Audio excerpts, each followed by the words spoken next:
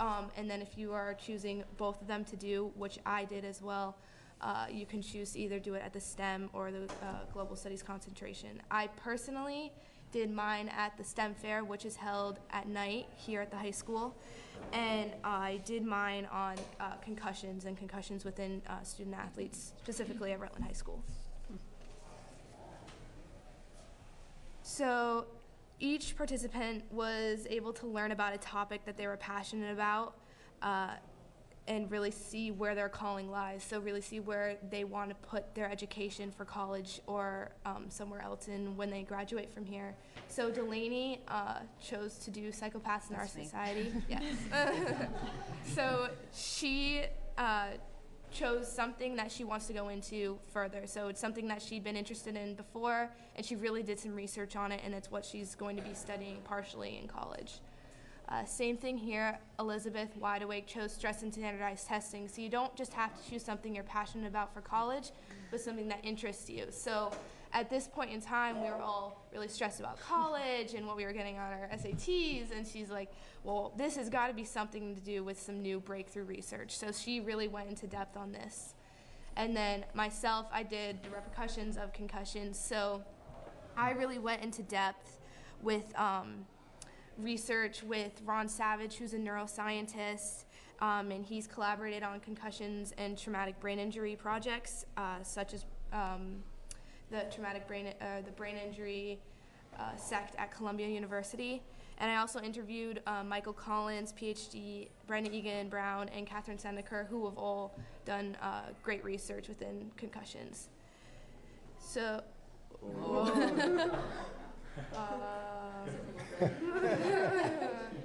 am I way past it? You're right. Let me go back. I don't know what just happened. Wait. Okay. All right. So, a requirement of capstone. So, capstone connects to community. So, I personally presented at Northwest School on perseverance and hard work. So, through my connections that I made through my capstone project, I was able to tell the young children that through all these steps, I could make like a project and make an impact on my society, and I persevered and was able to get through this. I also presented in Houston, Texas, so I was able to make a community connection, not just within our own community, but there as well. So the performance assessment is part of this. So part of the class is not only to create an essay, create a presentation, but to present it somewhere outside. So I was invited by the North American Brain Injury Society to present at their annual conference down in Houston this past March. So I went down there and I took part of what I was presenting on in my capstone and created a presentation based off that and brought it down and presented it in front of doctors and scientists there that were really doing some breaking, cutting-edge research on concussions and traumatic brain injuries, specifically through females. So I did mine since we don't really have research on female concussions. I was taking action, became part of Pink Concussions, which is a nonprofit organization, the first to focus on implementing more research in female-based concussions. So really, all of this, since we have to do an action plan for capstone and we have to present somewhere else, was really connected to what I was doing. So it really pushed me to take what I was going to do and put it further. So instead of just saying I was going to do something, I actually became a member of Pink Concussion Society, and I presented in Houston as a part of that organization. So it really helped me take my education to new levels.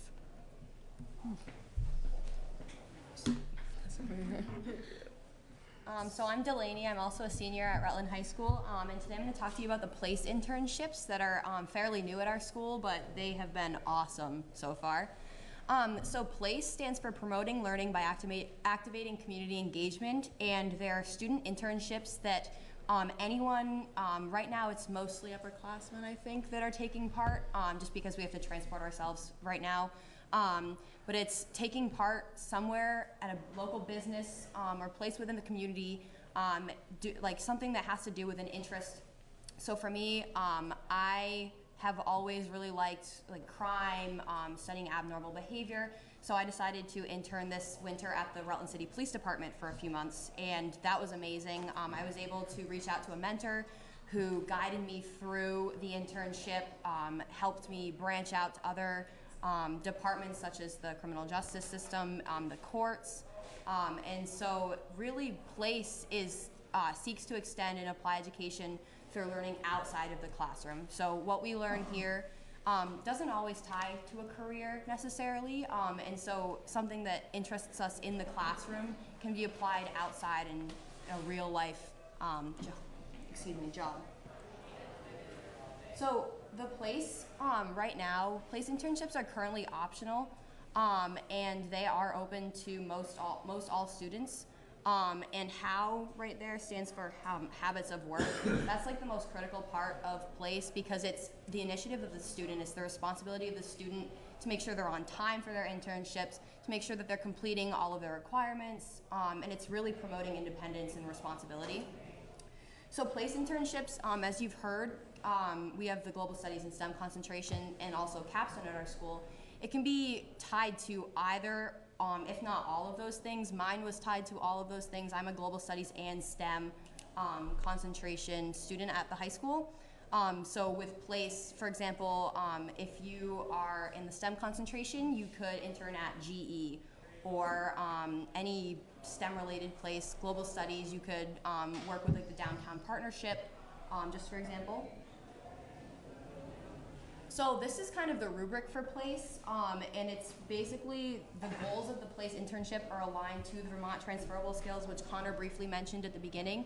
So with the PLACE internship, we every day or every 10 hours, I would say, of our internship, write journal entries about our learning and what we've experienced so far, challenges we've encountered, how we've overcome those challenges, and questions we may have about anything. And then right now, PLACE you try to get around 50 to 60 hours or more if you want at the business that you're interning at. And towards the end, you start working on a service learning project to give back to the business where they welcomed you. So for example, my service learning project, I created a pretty extensive presentation about crime scene investigation for my mentor to then give to the Rutland City cadet program for the training officers. And then at the end, your site mentor evaluates you, sees like how you did, and that gets reported back to the school. So some of the examples, I just briefly touched on mine of other service learning projects, is someone who could work at maybe the pediatrics or a hospital could survey students about usage of the flu vaccine, who's getting the vaccine, who's not, just for an example. And also New Neighbors has been created, like a student club. I think Victoria might have mentioned that as part of the global studies for the refugee crisis here. So that was another example of taking action within the school. So as of now, these are all of our community partners, and they're expanding every single time someone wants to do an internship. It's not limited to these places. They can choose wherever they want to go, and then we kind of branch out. The teachers at the high school help, and we kind of form these relationships with businesses within Rutland. So these are a couple students who have done PLACE internships. I think all of these were from last year. So Ariana chose intern at the Pediatrics Associates. Adrian was at Northwest Primary School, and Sequoia was at the Project Vision Rutland City Police, kind of similar to what I did this past winter.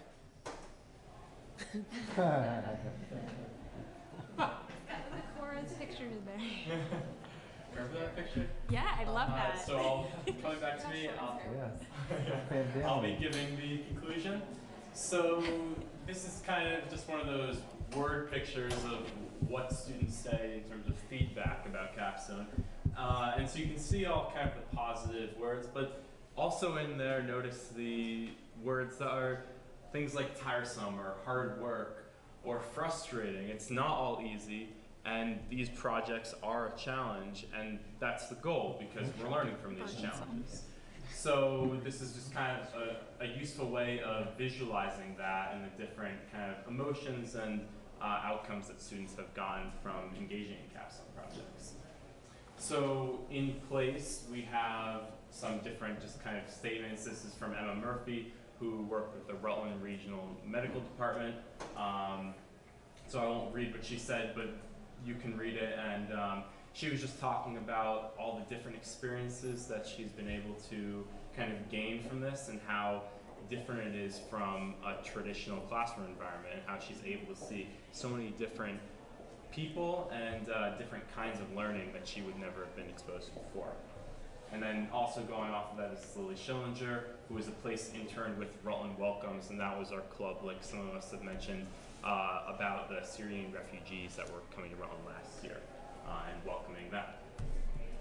So colleges are also kind of involved in this, and for a lot of students that are taking part in these projects, many of them plan to go on to college, and this is certainly things that they're able to include on their college resumes. And so this is an example of someone from an admissions department talking about how impressed they were with a specific STEM presentation that a student included in their application. So it makes students, not only are students actually gaining from it just for themselves, but they're also making themselves more competitive as an applicant to other schools. We also have this video, and I'll just come over here and play this. Maureen.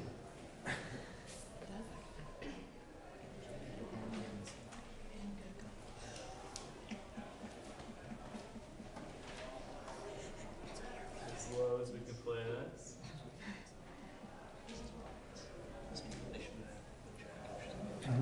Sticker redesign. Look at that sticker.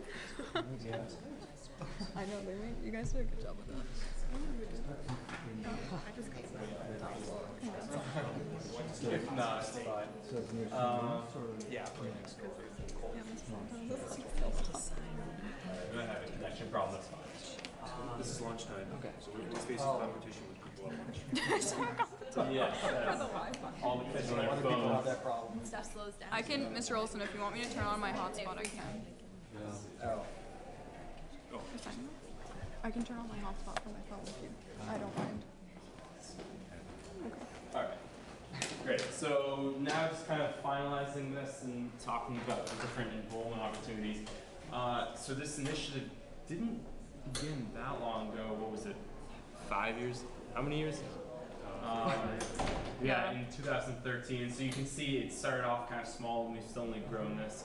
And one of the questions we've had is, well, how much can we grow it, and also how much do we want to grow it? Because like Austin touched upon, a lot of these programs are ones that, although students are initially enrolled in some of the classes or requirements, it's a choice, and we want it to stay that way because it helps students who really care about a specific topic to be engaged in that. But also we want to open it up to as many students as possible.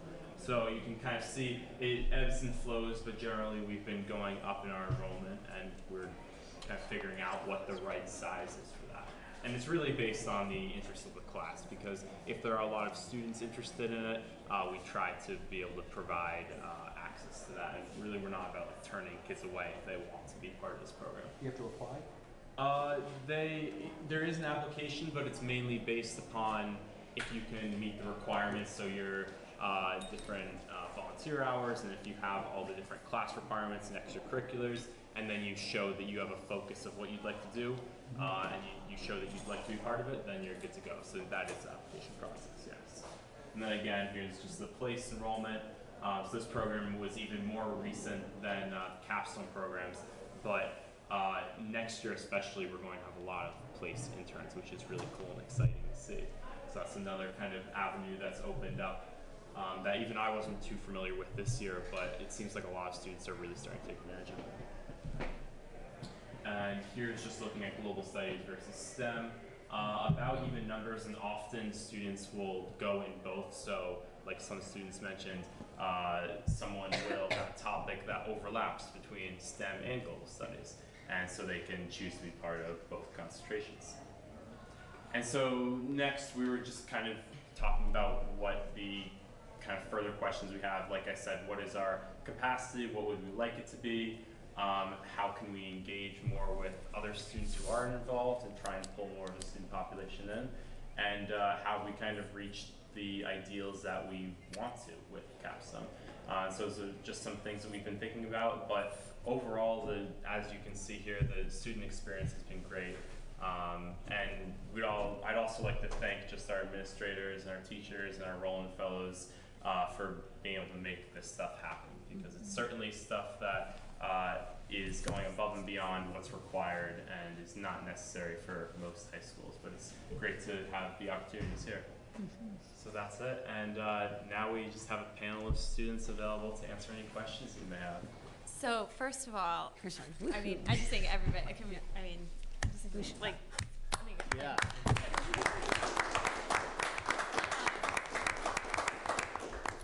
I love having people see what students are actually doing, because sometimes we're like, oh, students are just memorizing things, and it's just like you're taking on all these skills and just taking them outside the classroom and doing amazing work, and it's so nice to just see and really showcase. I'm hoping people that see us on video, and also people at home, that people sit and watch these meetings. It's amazing. So it's not just people in this room that you're influencing, it's the people that are watching the meetings that really, I think, needs to hear this too, and about the good work that you're doing. And just when I see this, it just makes me so excited for the future. I think over and over, we've said that again this year, is that we have some amazing students in the state of Vermont, and are just pushing boundaries. And thank you for sharing. And I know there are people with questions. So John, did you want to start? I know you're anxious, or Stacy? Well, yeah, I'll echo what Krista said. I mean, I think I had the opportunity to write a thesis and present it and do an internship, but that was my senior year of college. And the fact that you guys are doing that now, you're so well prepared for not just the topic, but the knowing how to learn or how to ask questions. So that really impressed me and stood out. But one thing I noticed that I thought was interesting was when you all spoke about these, you used the word we. We've really redone this. We're trying to decide how many students have been enrolled. You didn't say, oh, the teachers did this or the staff. So I guess it's clear there's a lot of student voice, and I'm wondering if you felt that throughout high school, or if that's something that, or throughout your schooling in Rutland, or that changed over time, because you all really own it, and I think that's unique. So, anyone want? I can do Well, I think that through all the presentations we've done, it's not the teacher's presentation, it's our presentation. So it's not a topic the teachers chose for us, it's a topic that we chose for ourselves. So to get our own voice out there is through that. So all these things that we choose, the teachers may give us guidelines of a topic or a genre we need to go on, but the specific question we're trying to answer is something that we've chosen ourselves. So the teachers really have no opportunity to overspeak on us. We say what we feel should be said. And okay. I wanted to kind of look at, when you said student voice, one of the first things I thought about was an academic, but back in our freshman year, Austin, you weren't here for this, but when students took down the after school app, it was a totally student run initiative, and we did have teachers supporting us, but like Megan said, it was something that they couldn't really stop us from doing. We had petitions going, and people were going on announcements and stuff. So that was absolutely completely student run to take down an app, and we kind of came together and used our voices. I was just gonna add, I was gonna say pretty much everything they said, but with all of our programs at the high school, it's really kind of administrators and teachers and just faculty in general guiding us, and we kind of take all of this information and process it ourselves and then flourish and do something great with it. I've never felt like with the global studies and the STEM and the capstone, all of these concentrations, I've never felt like very structured with capstone. It's choose whatever you want to research about, become really passionate about it, and then show others what you've learned. And so I feel like we have a lot of opportunities at this school to really be an independent learner, and take responsibility for what we're learning. Yeah, that comes across. Well, what she said and what she said. I have a question. Do you have any sense as to the extent of enrollment or participation, I guess, of students who come from disadvantaged backgrounds among you?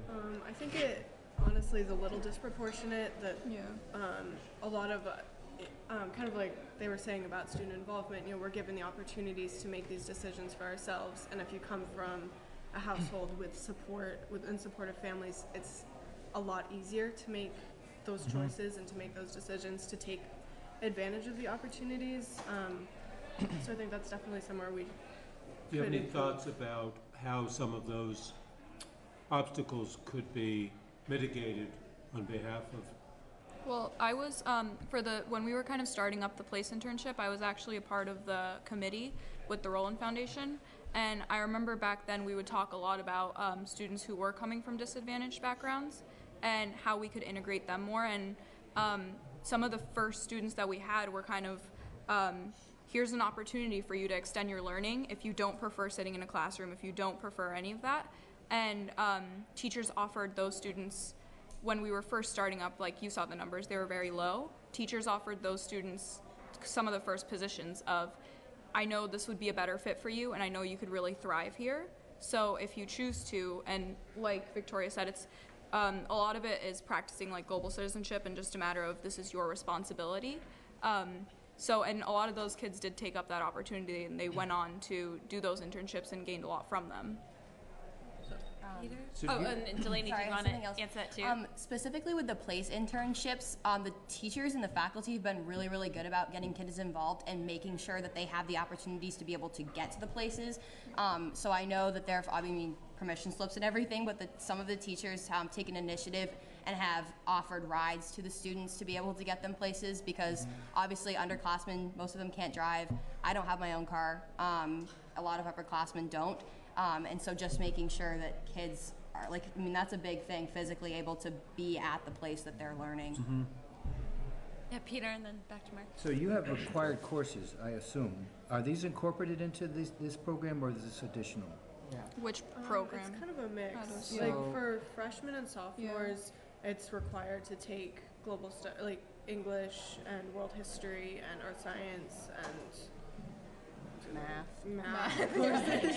Yeah, so you have to have that basis, but then once you get up to being an upperclassman, you have more choice, if you want to pursue. We have like I think freshman or sophomore year, we have a class meeting in which they're like saying, okay, these are the, very similar to the slides that we showed you today with the requirements. These are the requirements, and if you guys have already done these ones, and if you want, these are because there are electives you do have to take that are completely side classes, and there's term long, but then they say if you choose to take these electives alongside, then please come talk to us. And like Connor was saying, the application process is fairly simple, and a lot of the classes that you take that are required cover the application itself. It's just a matter of the electives. So I guess you can satisfy your requirements in taking what you're doing then, yes? Very easily. Very easily. Yeah. So most of the time, like the electives that you would have to take, so drawing for innovation, I took as well my freshman year. But before I even realized that could count as a global studies or STEM component, I took it for my computer tech requirement for the school. So I had to take an elective for that anyway, and it just happened that went hand in hand with what I was doing also. I think a lot of it is the outside of school or outside of the classroom portion of it, like with global studies having to have those volunteer hours and having to take a YES plan on the side. Like you could, like Connor, I don't think your hiking YES plan counts for global studies or STEM, right? So, like if you do incorporate things. Yeah, no, a lot of them are very good about it, but there are some that you could take all 4 years of high school. You could take all of your YES plans could have no incorporation of global studies or STEM, in which case you wouldn't be able to get the curriculum requirements. If I could just quickly follow up, when I was instrumental in getting 77 passed when I was in the legislature, there was a lot of concern about the impact on college acceptance, and there's a lot of, particularly from parents, saying the basics, you weren't getting, this and that. It seems like you're past that now. Is that more or less true? Yeah. And I was just going to add, so I kind of made my decision to go both concentrations my sophomore year. I'd kind of been exposed to it my freshman year. I saw my upperclassmen peers doing these things and presenting at our assemblies. But like with the extracurriculars, like Krisha was noting, The clubs are a big thing. I started getting involved in clubs my sophomore year because I realized that I wanted to do this, and also just the clubs are a great thing to be a part of at any school. But a couple things you do have to go kind of a little bit out of the way to get, like last year I had to take another elective for a computer class. I'd taken 2 separate computer classes at the school, but it's very doable to do both, one or the other. I think capstone might be the hardest thing. Yeah, capstone is... It's a semester-long class, but it's completely self-paced. So if you choose to slack off and not do anything, which I think the ones that have taken capstone here, I think we've already all been in that boat for like a little while, where we were like, this is a lot to handle, I'm just going to put it off to the side. And if you take it your senior year, like I think, yeah, we were all in the same semester. It was when we were applying to colleges, so it got a little stressful. But if you're the type of student who is very motivated to complete your project, and like Delaney said, it really has to be something that you're passionate about, or else you're not going to be able to get it done. It's a good antidote to senioritis. Or a lesson that will get done when it has to get done. So what about the opportunities that you've been talking about and the opportunity at the Spafford Center? Is there any integration at all? There's not a lot for this. I mean, if students are interested in, I think mostly in like STEM fields, if they're interested in pursuing that but don't want to stay on with the more traditional high school, then they can go over to Stafford and they have a STEM program that's really cool, or go over and do engineer or like electrical, plumbing, construction, or nursing, more humanities. There isn't any direct tie-in with Stafford is they're fairly separate. Technical school, and we do have quite a few students who obviously are enrolled in high school here and then also attend Stafford. But Stafford also has quite a few students from like Mill River, Otter Valley, just bordering schools. But yeah, they have a very separate program there with very separate requirements. And they're much more hands-on than we get in terms of in terms of doing place and capstone, that is fairly hands-on, but then Stafford is all of their curriculum is based off of being hands-on. The closest thing you could get here to that would be Yes Plan. So like I interned at the hospital last year for my Yes Plan for 2 weeks. So that would be the closest thing that would come to like the nursing component at Stafford. So you can take things that you do here and lead into that. And so students that see they have a hang on math or science, they might go into electrical engineering over there, or people are building houses or installing things. So they might see that, but the direct correlation is not exactly there. And there's a lot of overlap too, in terms of students being able to, if they're at Stafford, being able to take classes here, or being able to enroll in certain programs at Stafford and kind of get best of both worlds. So yes, that having Stafford connected definitely allows students to take advantage of both Rutland High School curriculum and Stafford curriculum. including the students from outside of Rutland? Yes, exactly. Yeah, so there's a lot of kind of cross-disciplinary approaches. So. Great, thanks. Yeah, John. I just have one question. So I have 2 daughters. Well, they're younger than you guys, 6th grade and 8th grade. But I was watching a show recently on PBS, Nova, that was talking about the classroom of the future. And there was an engineering program in California that, before this teacher took it over, was heavily weighted towards males. The enrollment was like 95% guys. In the STEM program here, do you feel like there's a lot of balance? Are women participating in it? For sure, there's a lot of balance. Like, you have to remember that a lot of our kids that do global studies might also end up doing STEM and integrate both. So I don't really know the exact statistics for the kids that only do STEM versus the kids that only do global studies, but the overlap really accounts a lot for the lack of gender inequality. Yeah, I think it's pretty balanced generally, just like if we just thinking about it, like our class, it's not like all guys and all girls divided by that. It's definitely pretty. Okay, good. I just wanted to add one more thing. So with this STEM and global studies, like as we've mentioned, it's by choice. So you're not being forced into any one category. And so I mean, if a guy or a girl had an interest in either of them, it's not a big deal to be able to choose what you are interested in. I don't even think gender has ever even come across our minds in terms of this. Yeah. This program, it was really obvious when they were talking about it that it was really, there was a real lean towards male involvement in this program, and it was college-based. And how many of you did both programs, by the way? Oh, all of you. Okay. That's why they're here. They all talk. It's really not that hard to do both. It's just it comes down to really picking your capstone. Like my capstone topic was about birth control in India, and I kind of took that to a global stance. But talking about the birth control itself was my way of integrating STEM and the way it worked. So it's really not that hard, and our teachers are very helpful with that in terms of if you have questions about how to integrate both.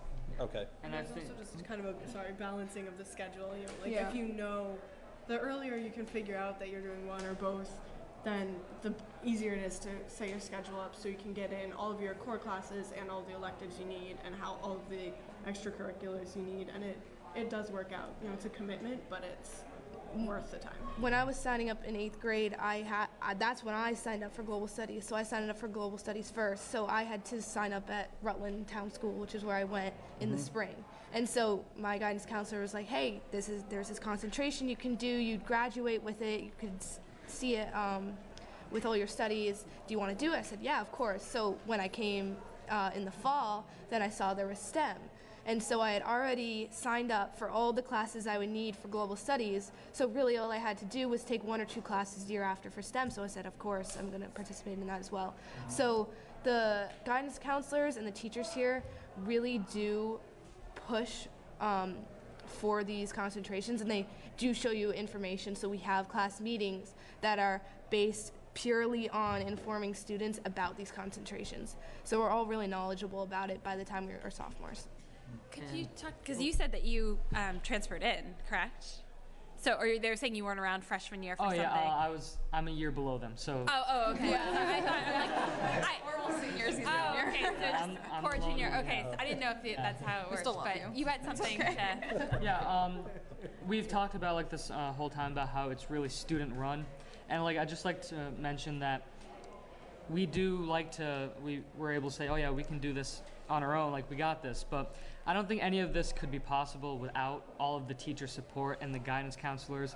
And like when I was doing the global studies, I had no idea I pretty much had all the requirements needed for the STEM endorsement, and I wouldn't have been able to utilize that unless like my guidance counselor had said, hey, you can do this endorsement, why aren't you already? And so I think with like all of the teacher support and the help, it really makes it easy for any student to be able to do this. I know we talked about like the support at home differences, and I think all of like the support from every adult here at the school, it makes it really easy for any student to be able to be a part of these programs, which I think is really important. And I, over the years, I've seen that like the more that the numbers have increased and the more that students are involved with this, the more teachers get passionate about it, just as passionate as we could get. So like a lot of the teachers here are very, very passionate about having student involvement and having kids take their own initiative in terms of capstone place, anything like that, or even just in the classroom. Like I know in English right now, Ms. Haga, our English teacher, is very trying to just get us to do discussions and ask more questions rather than answer. So I think the school is really moving towards more passionate teachers, more passionate students. All right. Well, again, thank you so much for coming in and talking to us. And now we're all excited. Thank you. And we're hoping you can stay here for just a minute because we do have something for one of your peers, Connor, and just a little bit of an appreciation for your work that you've done here. And so it's my honor to read this resolution for you from the State Board. This is Vermont State Board of Education Resolution of Appreciation. Whereas Connor Salamano has served with distinction on the State Board of Education from June 2016 through June 2018 in providing an authentic and well-informed voice for students.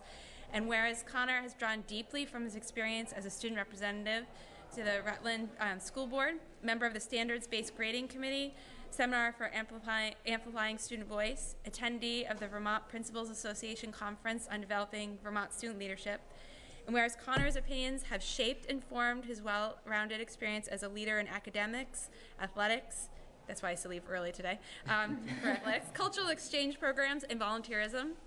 And whereas Connor has represented Vermont at the United States Senate Youth Program Conference in Washington, D.C., where he was able to learn from lawmakers, Supreme Court justices, and fellow students representatives from around the country. And whereas Connor served as a member of the Vermont State Board's Legislative Committee and provided input and perspective on how potential legislation would impact students. And whereas Connor has provided the board with updates from a student's perspective on topics ranging from student walkouts, recognition of student leaders around Vermont, standardized testing, to applying to college. And be it therefore resolved that the State Board of Education bestows its appreciation and commendations to Connor Salamano. We thank him for his service and his steadfast commitment to improving education for all students of Vermont. Furthermore, we wish him continued success in his next adventure at Harvard and his steadfast assurance that he will reflect nobly on Vermont. So, thank you.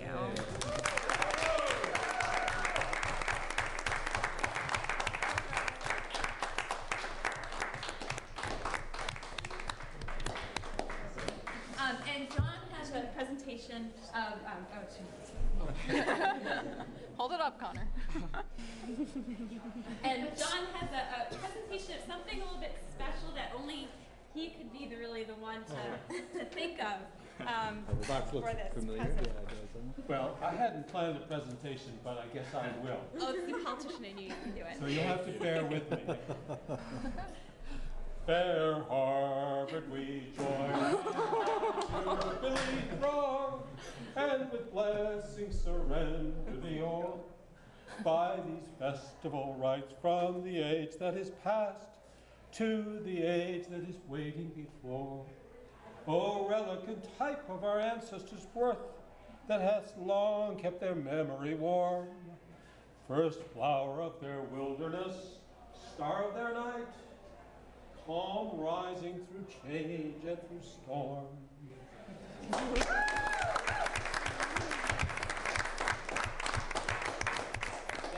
That is the Harvard alma mater, and most of us tear up a lot when we sing it. And he will too eventually in due course. And do you want to tell him what's in there, just so people As you know, the motto of Harvard is Veritas. Properly, if you studied Latin, Veritas. And this is a tie that says Veritas about 10,000 times. Well, thank you. Thank you, Hannah. So, and thank you all for coming in, and it was good to have his peers here so we can embarrass him a little bit.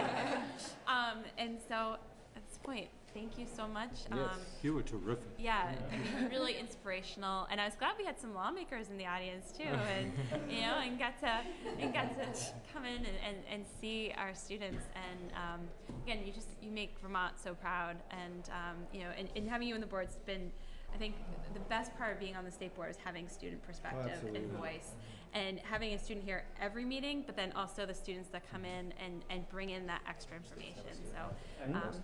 Before you there was actually one last question I sort of had, and then it got touched on at the very end.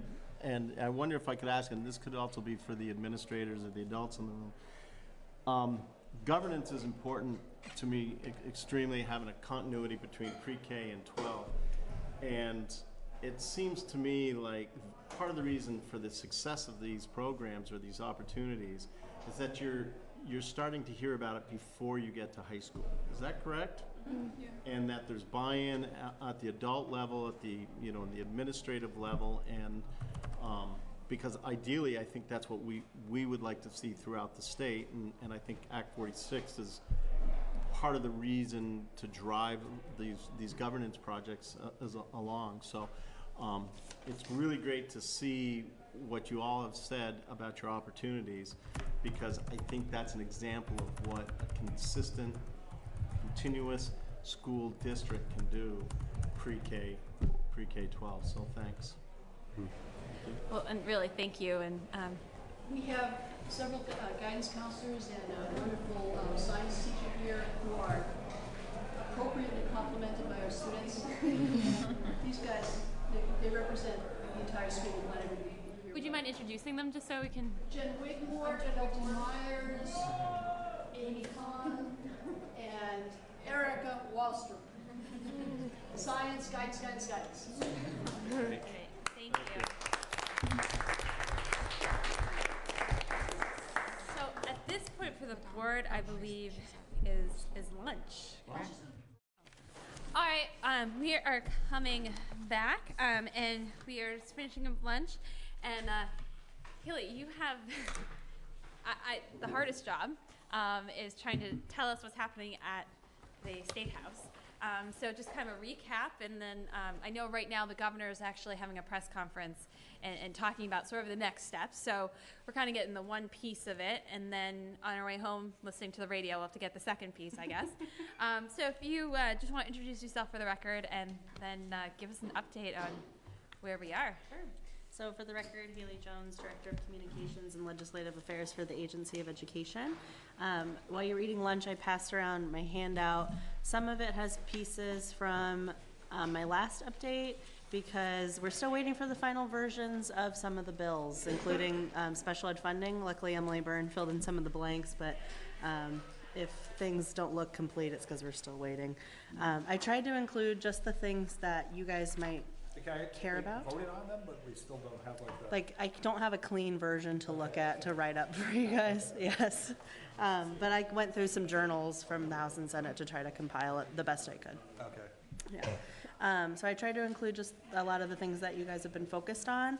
I think the biggest thing, and obviously this has been in the news, so I'm sure you're aware, has been the budget.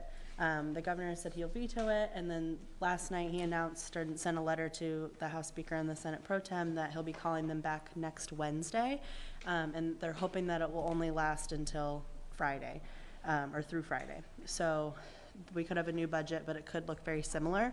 So there were pieces of education policy that were put into the budget, and so Krista mentioned that the Senate miscellaneous ed bill did not make it through to the end, but pieces of that bill were put into the budget, including the licensing thing that you were talking about earlier, asking the standards board to look at licensing in general, but also at CTE licensing specifically.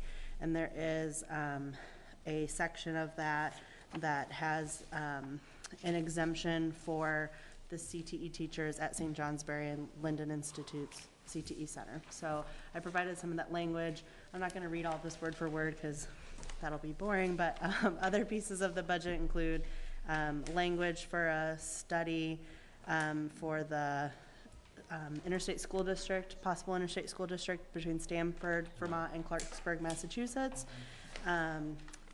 Licensing, as I said, implementation of restorative justice principles and a grant program to go along with that, and then a pre-K study.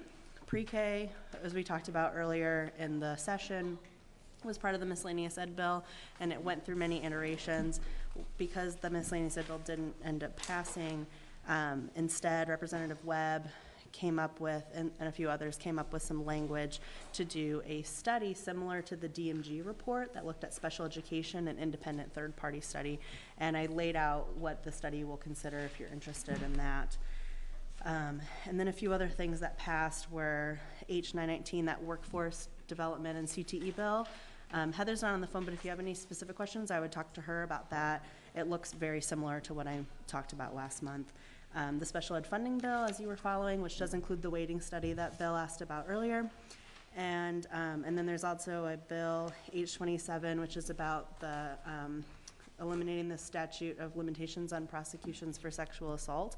And in there, that relates to education because it talks about when a board member, superintendent, or headmaster is looking to hire somebody, what they can, what the hiring people can, or the former employer can provide, what information they can provide if a teacher had been accused or had participated in some questionable, I'm not putting this in the right way, I'm sorry, some inappropriate conduct with students, basically making sure that that can be disclosed to a prospective employer. And that did pass. And that did pass. Okay. And then the one bill that I left off. Can I just ask a question? So, I think that's a really important topic. Were former employers not providing that information to new employers because of potential liability issues? What was the genesis of the? I'm going to phone a friend change? On that one. Emily or Molly, can you talk about that? I think that was the concern was that employees were being passed along without full disclosure because of possible liability.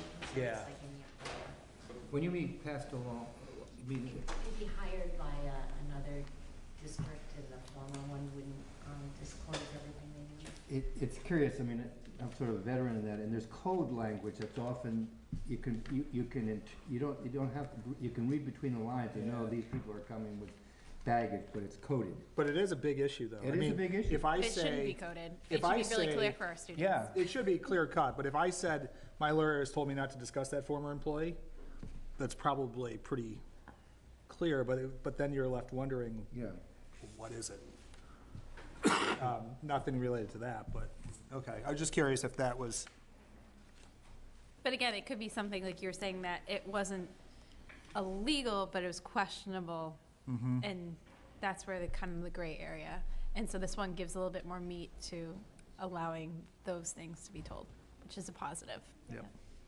And then one bill that I left off because I apologize, I don't have the final clean version yet, but we have talked about it before, was S-261, that toxic stress and childhood trauma bill. It contains a lot of language about MTSS and things that schools are already doing, but improving on that to make sure that students get the supports that they need. Once I have that, we are working on, we're obviously waiting for those and compiling some more substantial summaries, and I will provide that once I have all of them. So I apologize, but I'm happy to answer any questions you might have. Yeah, Peter. Back to the pre-K bill. Call for AOE and AHS to commission an independent study. So they're going to farm that out? They're not going to do it themselves? Is that Correct. Yeah, they want it to be an independent third-party study. similar to the special ed studies? Correct. And that's in the budget. Correct. Yes, so that's no longer, that was taking out a miscellaneous bill when it didn't pass and put directly into the budget. is there funding for it? I believe in the budget. Yeah, in there the is, budget yes. There actually is money put Yeah. into it, okay, Yep. good. Yeah, and then the other big kind of money piece was the restorative justice, $250,000 for. So that, the governor had $500,000, but they're not going to be using, that's for school safety stuff. They're not going to be using that funding. Right. We were talking about it at the agency, and we are, and Emily Byrne spoke to the chair of Ways and Means about using BEST funds for that, and that's this would be $250,000 for these restorative justice principles in the grant program to help schools implement those principles, but those will be coming out of a different funding stream. Yeah, Peter. So on the CTE business, it says CTE centers located in approved independent schools who was hired, and it's plural, employees. These were people that were hired without licensure before April or Correct. 2018? Correct. How many are there? I believe 13. Well, Oh, I thought that was. Many? and there was an article in the Caledonian Record today that there are 13. That could be.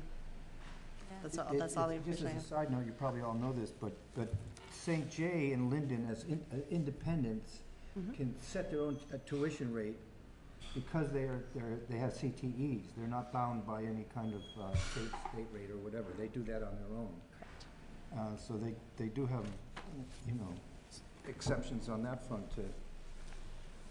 What's going to happen with this? Are they going to? It's in the budget, and the budget's getting vetoed, so there's a special session, so we don't know. That's the thing, that we don't know. So if everybody's going back to the State House on Wednesday, this is kind of, we're entering into that miscellaneous ed bill times 1,000. We don't know what's going to happen in last minute. That was who knew that the miscellaneous ed bill wouldn't go together. But as a technical matter, I'll defer to these two because they were there, the only option is to override the veto. Can they do anything else? Start from scratch. This is a Special session, but is it only set up to They take can up the? take up new Or they, business. or they. Oh, they could, okay. Yeah. Yeah, and or they could come up with an agreement that's. Right. And then change it and then reenact it? Well, they have to come up with an agenda. Right. And the governor wants his agenda, and the House leadership wants their agenda, and the Senate leadership wants their agenda. So, that has to be negotiated first. They have to be negotiated between the two chambers too. Right. The governor's letter to the speaker and the pro tem said that they're very close to an agreement on the budget and on the homestead tax rate, and that the governor was saying, I don't plan to bring up any new business or take bills off the wall, and I would request that you don't either. So his goal is to just focus on the budget. So they could go in and have something that looks very similar, but includes pieces of the governor's proposed plan. But it is up to them what they. But there was some discussion that he had up to 12 bills that he was thinking about vetoing. It was on the the list that he Yeah, Kellyanne. I just have a question about the CTE thing. So, the academy in Linden, if they hire anyone now, do they have to be licensed and go through that? Or are they exempt from that? They're exempt, and so the goal is to have the standards board review all of the licensing, including the CTE. So they are exempt until the standards board does that, and then whatever they decide to do with the licensing rules, then after, if anybody was hired since April 1st through now or until they do that, then they would have to follow the rules after they decide what the new rules possibly could be. Fair to say that Robinson Dufresne goes on in press conferences and press statements at this particular moment in time. Would it be fair to say what? I'm sorry. I just heard press conferences. A lot of maneuvering. Oh. You're talking about grandstanding. Posturing and so forth in press statements, things of that sort. I guess so. Yes. I thought so. Very fair question. I'm neutral. Is this your first day in Vermont? John. The independent schools legislation, did that survive intact from the Senate version? The S229 language about special ed, yes, that's in H897, the special ed bill that passed. So much of the special ed, of the ed bill got parsed out to other homes. I mean, the special ed piece did. Maybe you could speak to that. What was left in the miscellaneous bill? Like ethnic studies was still in there. Yep, miscellaneous had pre-K, the ethnic studies, an expanded learning opportunities like 21C after school programs, language, creating a new committee that would tell the agency how to grant funds and how much money each grant would be for basically providers and organizations that provide ELO. It had a technical correction for small school grants, like counting pre-K students, and for calculating small school grants. It had the licensing language. The waiting study. That was always in 897, or got put in 897.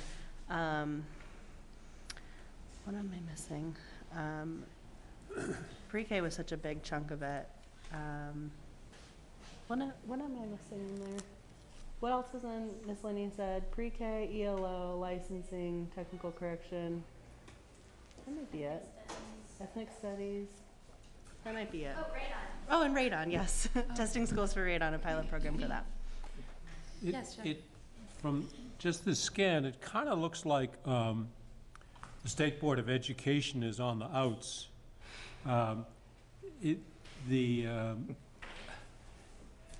The education waiting report, they're supposed to ask everybody, but don't ask the State Board what they think. If I understand correctly, there's nothing in there that the State Board should be consulted. But the School Boards Association, the Superintendents Association, and the Vermont NEA, as well as the AHS, are to be involved.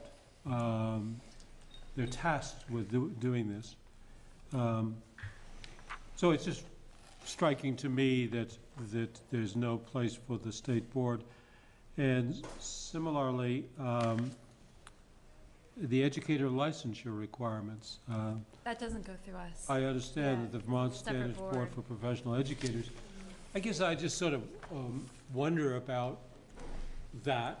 I mean, that's a long-standing arrangement. You know, if we believe that teachers are at the heart of education, that we're responsible for education, somehow outsourcing the oversight of teachers to some other totally separate entity raises some questions for me. Have we attempted to break down that barrier? We have talked about that in the past. I would say when I first joined the board, so it's been a while, but making that connection that what we are trying to do, a lot of it has to do with teaching, but we don't have control over licensing, and it is very separate. That's nothing we have not asked for legislative change for that. I think that's something we can consider if that's the board would wish that.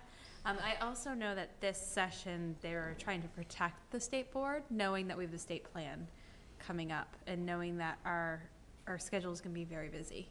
And so I know that was a concern of making sure that we weren't tasked to be on too many different committees and this and that. And we typically aren't on a lot of those committees. I think last year was kind of an anomaly in that way. Yeah. Where's professional licensure? Under what? Licensing board. There's a whole separate board with separate gubernatorial appointees. And so many of those appointees have to be educators. And I think there's somebody has to be a superintendent, and there's different. But there is an agency for professional licensure that has teaching, plumbing, electrical. No, it's just under the Agency of Education. Oh, it is under the Agency of Education. Yes, Okay. so it's the same people that support us are supporting that group. And we used to have a liaison to that organization, if you remember. Sean Marie used to be our liaison. I'm not sure whatever happened with that, because there was a couple times I subbed for her, but I don't think we had been going to that for a while. That may be something we want to think about. It's something that we might renew. I mean, it would be useful if we could have some way of hearing from them and they from us about what our mutual concerns are. I think there's a couple of things. The licensing board used to be under this board before, when Phil Hoff went back to the Senate, they changed the law then. The PICUS report also did not consult with us. And part of the theory was you hire an outside gun who comes in and tells you the nasty things that need to be said that the local people don't, and then they drive out of town. And a little bit of that can be in play. But to your point, I think you're absolutely correct.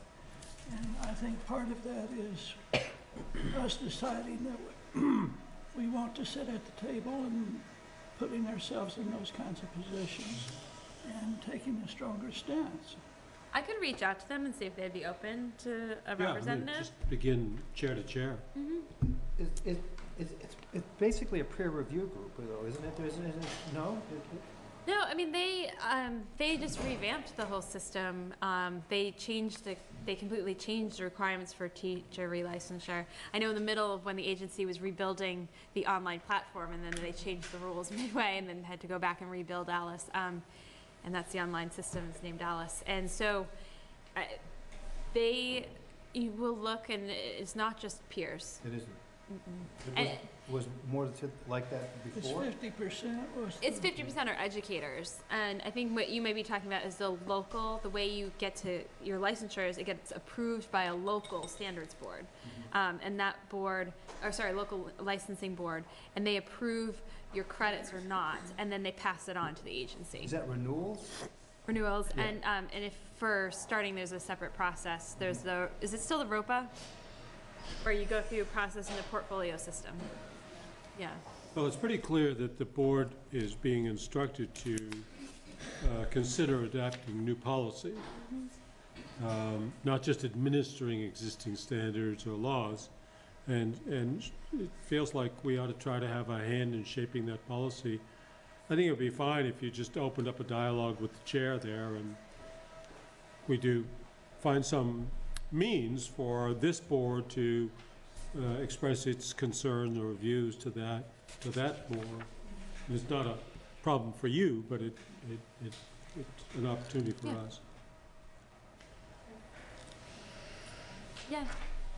Just a quick question. Has the board been involved with the pre-K throughout the legislature and everything because of the value of pre-K? And have you been involved at all? Will you be involved with this committee? We have been here and there, especially with the with pre-K. It was interesting. That was one of the things we thought we'd be spending a lot more time with in this legislative session, and then we got pulled in a lot of different directions. But yes, so we've been involved in pre-K and in the rulemaking. Stacy. And I sit on the Building Bright Future State Advisory Council. So that's a nice conduit for information about statewide structures and system work. I'm asking because our board has been considering it for several years, and it's become very expensive to put it in because the ADM doesn't come right into play right in the first year. So the first year you put it in is terribly expensive. There's something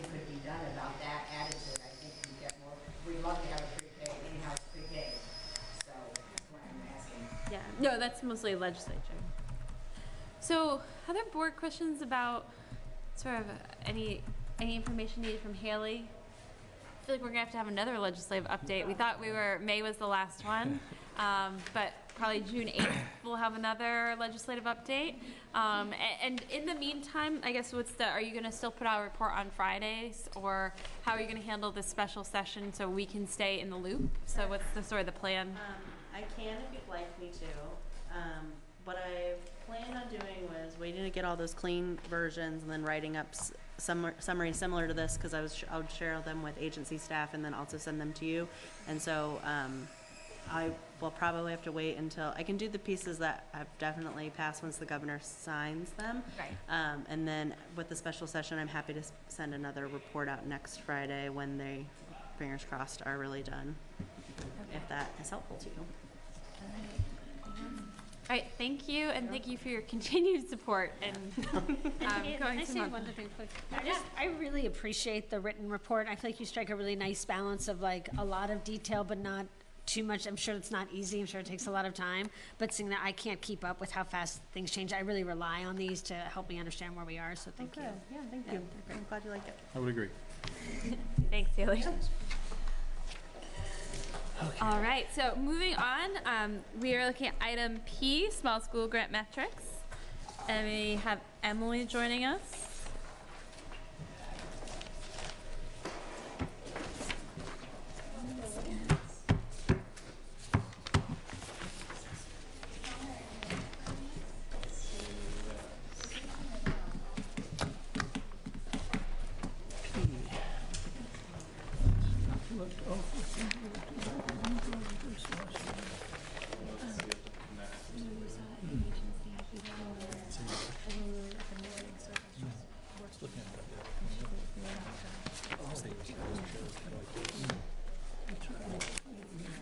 Yeah. I don't know. They got all these products. Oh, that's one. This? Well, yeah, we're just saying, what's this for? I was thinking so you could join them together, but they're all Where's my item P? Maybe there's a thing that slides over. Oh, yeah, that's true. Keyword. Yeah, that's true. What? I know. There's a lot of it. But I still can't find it. Oh, here we go.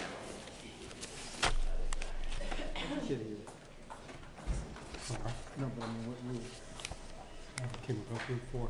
you did. Yeah. All right, so moving on. If you remember, we've been working on this now. I think it's been on our calendar since January, starting with geographic isolation and moving into talking about sort of the other pieces of academic excellence and efficiency. And if you remember our last meeting, we gave a little bit more feedback to the agency, and so they're coming back to us. So if you wouldn't mind just introducing yourself for the record and then letting us know where to go. And I know last time we kind of didn't let you present everything because we had so many questions, and so we talked about maybe allowing you to present a little bit and holding off questions to a point, but maybe you could give us a little direction on when that would be a good point. Sure. So Okay. I'm Emily Simmons. I'm an attorney at the Agency of Education, and we are here again for our second conversation about small schools grant, but I brought the same introductory slide as I did last time. I got some feedback about that being helpful in orienting us, and what we talked about was a complex, sort of myopic statute, I think we said. So just to refresh everyone's memory to start on the same page, you have the slide behind you also in a handout if it's uncomfortable to turn around and look at it.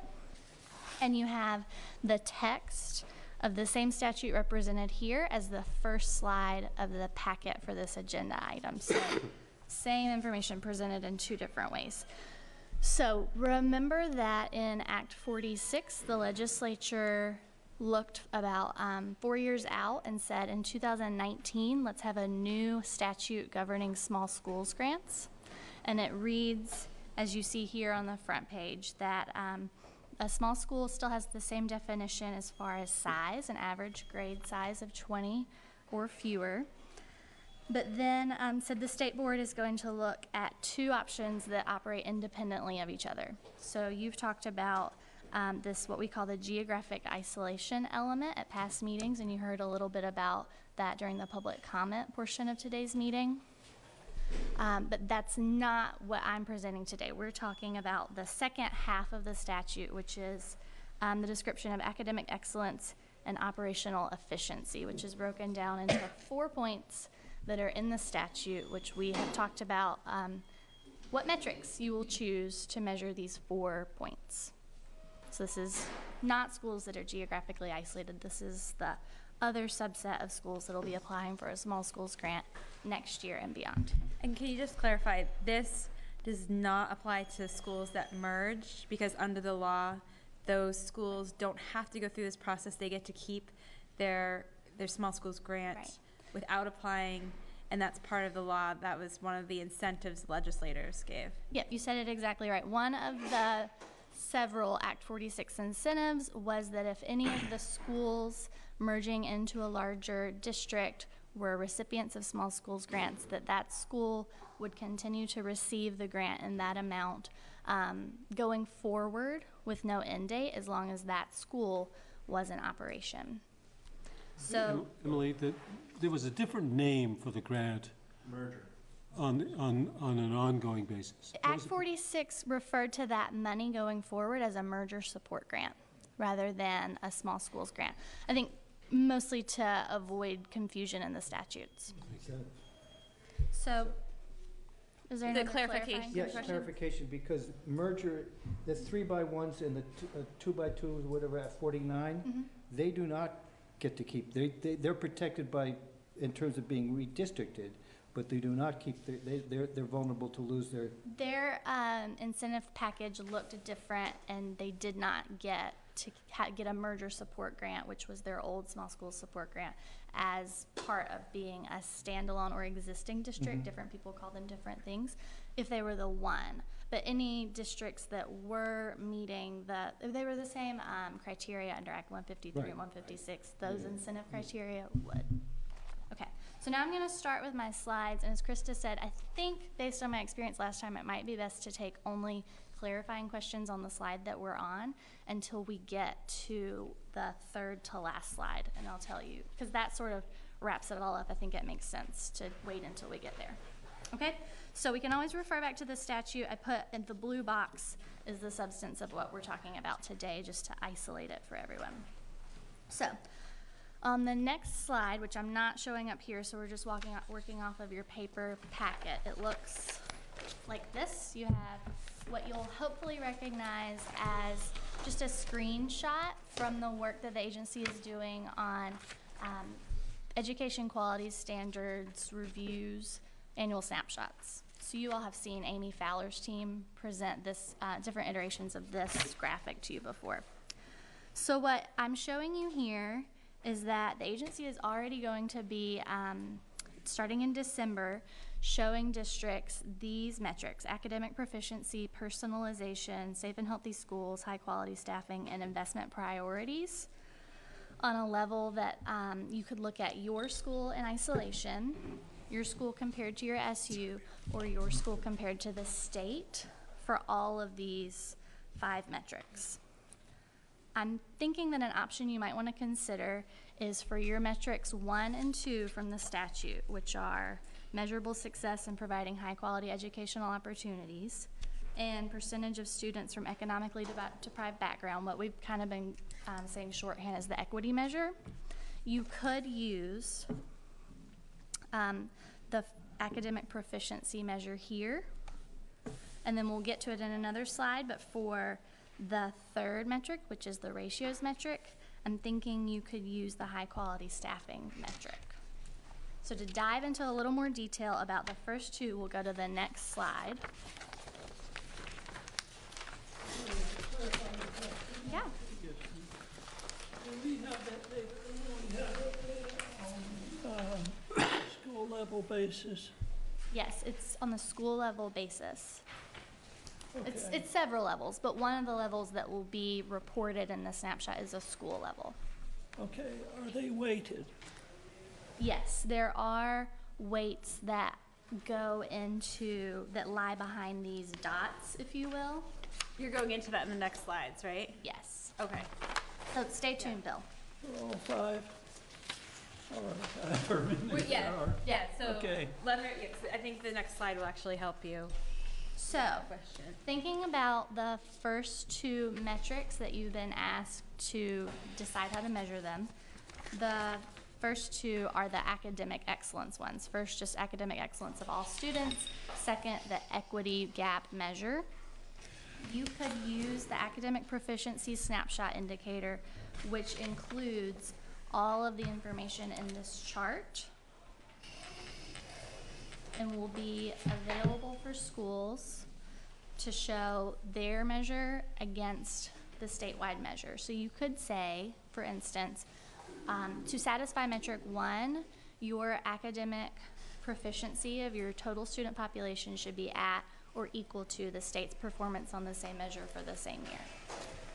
Likewise, the same data here will be measured for students from economically deprived background who receive special education, who are English language learners. I think you've heard folks talk about the super subgroup, because in Vermont, our student subgroups are relatively small. In many of the schools, it's just hard to get a critical mass to measure.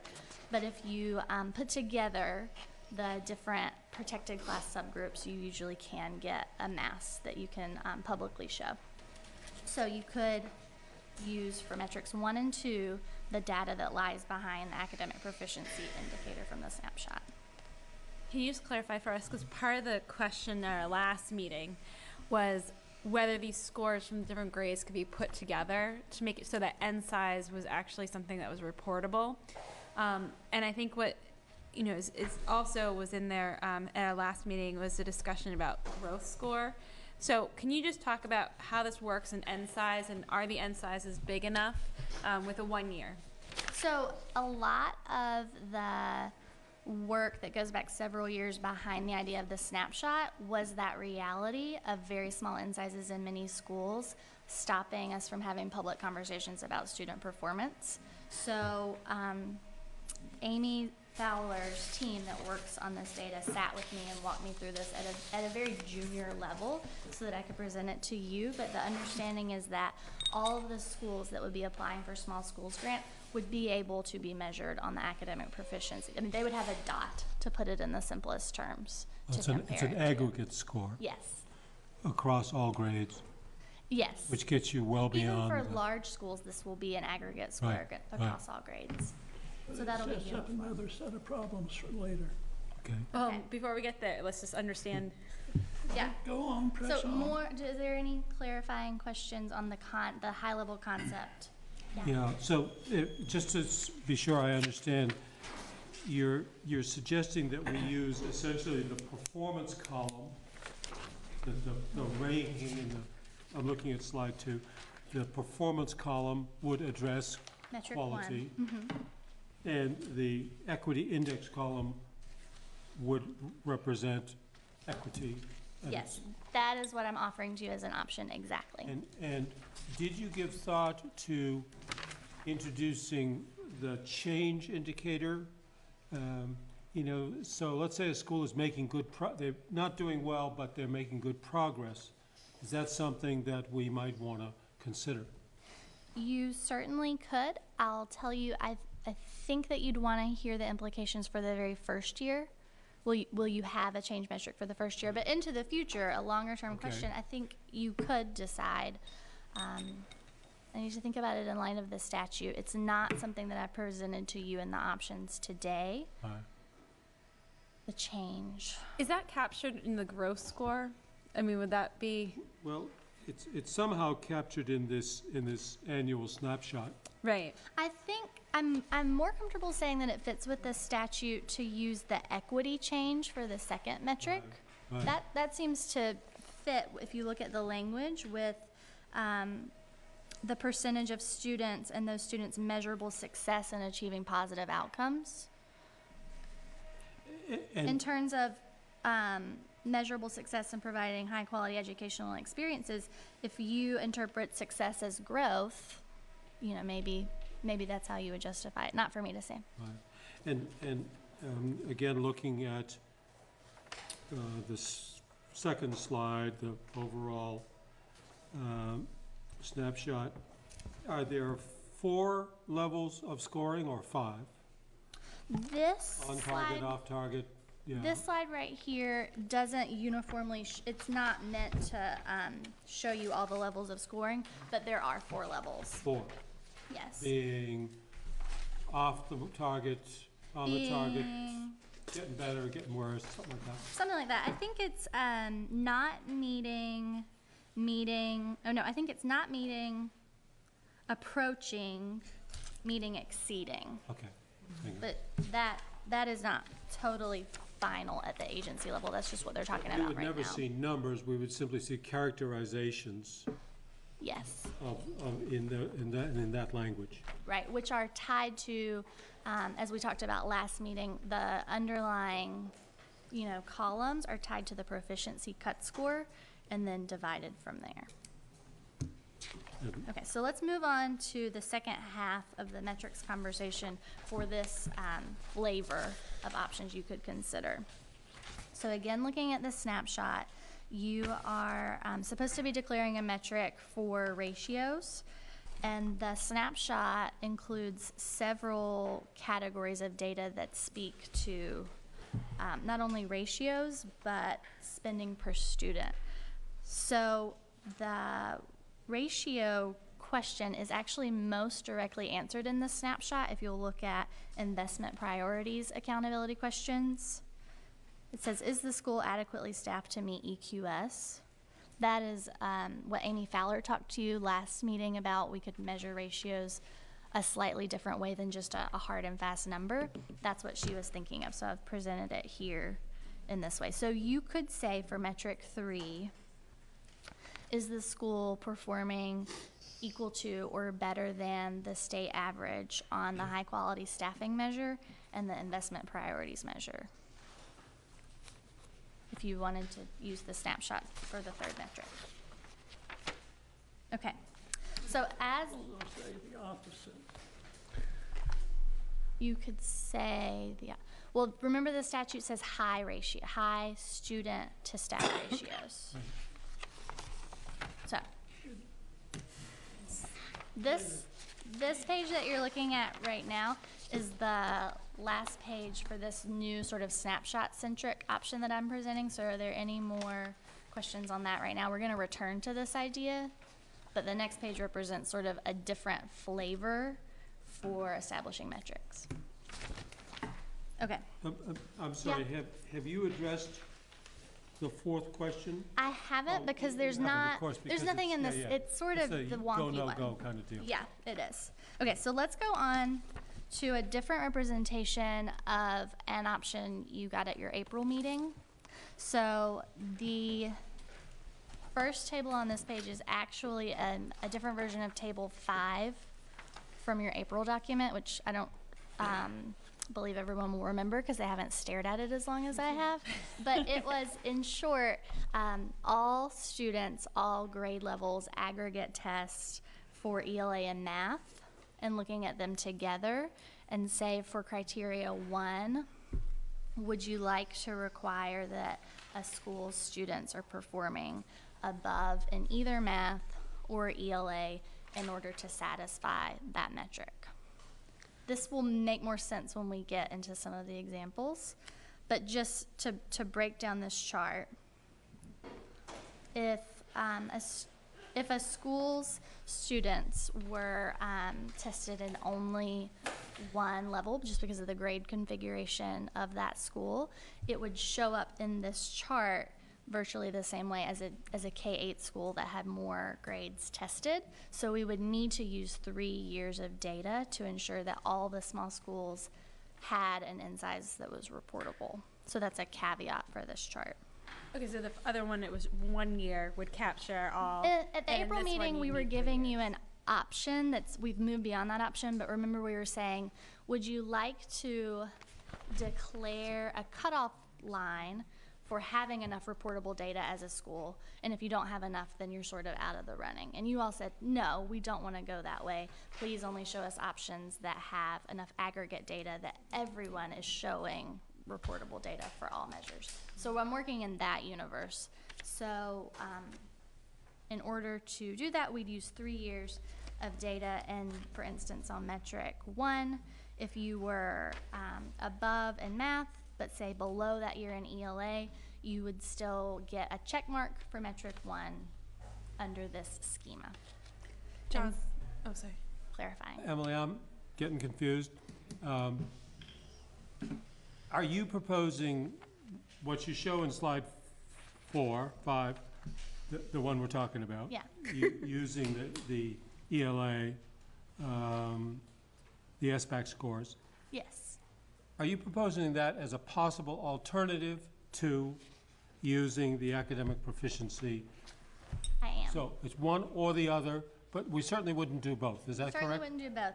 And I'm going to hold off on the rest of your concept because I think we're going to get to this chart that's going to be the universe of options. Okay. And I think because at our last meeting, we said we wanted options. Yeah, right, so right. That's so what the yeah. agency. So the snapshot is an option. An option, This and this is is a another different option. Yeah. Thank you for getting me clear on that, John. Thank you. Okay, so in the second world of options, on the second metric, which to remind you is the equity measure, you could say that with the same testing data, but only for the students, the school's FRL students, are they within or outside a goal equity gap, essentially? So you would have a little more decision making to do here. You'd probably want to look at that year's statewide equity gap and say, is this something that we should be asking all our schools to get within it? Or is this a weird year and we want to declare a different ideal goal equity gap? That wouldn't be for me to say, that would be for you to decide. Okay. So then in the second way of measuring all the metrics, the next page talks about the efficiency metrics. So first you have a discussion, which is a repeat of last month, about how you could look at ratios, student to staff ratios. We talked about the categories of staff that make sense to include them, and we're really relying on Brad James's expertise, since he's always the person that gets asked to look at categories of staff to go into a ratio. So the reason that bulleted list is Brad's recommended list is this is a category of services that are in many cases frequently contracted by school districts, but not all cases. And so in order to essentially avoid a disincentive to contract where you were staffing, and it really made more sense to staff, but you could game your ratio by contracting, you could just exclude these and call it just even from there.